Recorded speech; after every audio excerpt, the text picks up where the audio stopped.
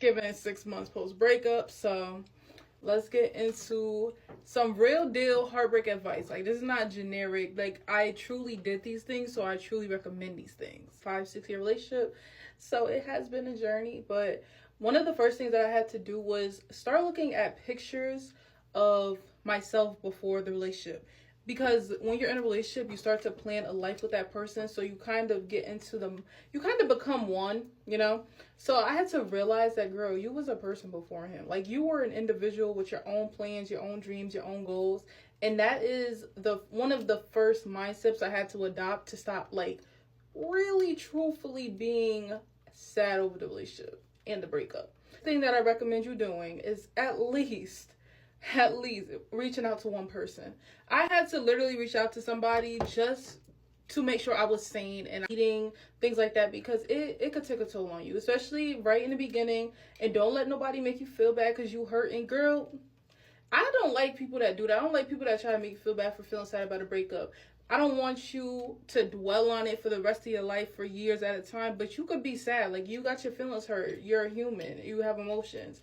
But I would at least reach out to one person. I reached out to someone older, a grandparent. So I would say to reach out to somebody, maybe older, not really a friend, but just someone who could kind of give you good advice. You know, someone who's been through life, been through breakups, especially if it's a first breakup or a first real breakup like myself. I was, look at me now. This was not me a few months ago, okay? I promise you, as you can see, there's light on the other side of the darkness, okay? I think knowing that you don't have to hate the person that you're currently going through a breakup with is really important. Because I think people try to make you feel like you have to hate that person, even if that person did you wrong. I have to redo this. Even if that person did you wrong, I feel like holding grudges and hate is not what God wants us to do. I think you have more peace still, you know, having love for them, not really acting on that love, but, you know, addressing the fact that you may still have love for them, but knowing that y'all are just not going to work out. Like, people come into your life for a season, for a lesson sometimes, and that's just what it is. But I think something that helped me to not feel as down as I could have is knowing I don't hate this person and not making myself hate them just because the world feels like you should hate your ex or you should hate someone that you were in a relationship with.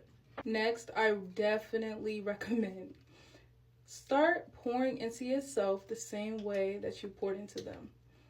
And you know what I mean? You know how, like, your life wrapped around their life, you did everything for them to show them that you love them. Now do it for you and show you that you love yourself. I have a goal of, I want to work on my skin, I want to work on my hair. Start pouring into yourself in those ways, and that's also a form of self-love. And then you're going to slowly see yourself falling in love with you all over again. So start pouring into yourself the same way you used to pour into them. It's all right. It's over. Do you know, let's say you was giving them 90% of your energy. Now do you know how you will feel giving yourself that 90% of energy and pouring into yourself? You won't have time to really cry. You might cry, but you're not going to have as much time as if you just sat there dwelling about it. And just getting yourself up out of that bed, because, girl, you got to get up. Lastly, anybody who knows me know I'm going to always recommend you to go to therapy with a Black therapist. If you're Black, I really recommend you go to a Black therapist because we just feel more understood by our people, to be honest with you. But when I started doing therapy, especially in combination with going through a breakup, she started opening my eyes to the reality and not the delusions that we sometimes feed ourselves. And I say this also because you can get those thoughts off your mind, the things that you feel, the things that you want to text that person and say, you can go to your therapist. Because I be having a list of things ready for therapy that I would have texted that person, but I'm like, you know what? Let me break it down. Let me unpack this in therapy to see why I'm thinking this way. And usually in therapy, it's just like, you get explained to why you feel a certain way or why you're reacting in a way, especially if you're in a toxic relationship, and you start to learn things about yourself, and it makes you not look at the situation in the same way that you're looking at it. You will start to look at it as a more healed person and a healing person, and low-key as a forgiving person, because you realize everybody's really not perfect in a way, and you also realize you don't have to deal with things just because you love somebody.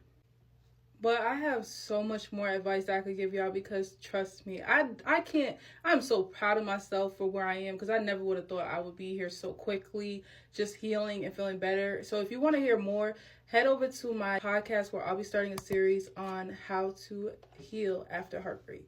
I'll see ya there.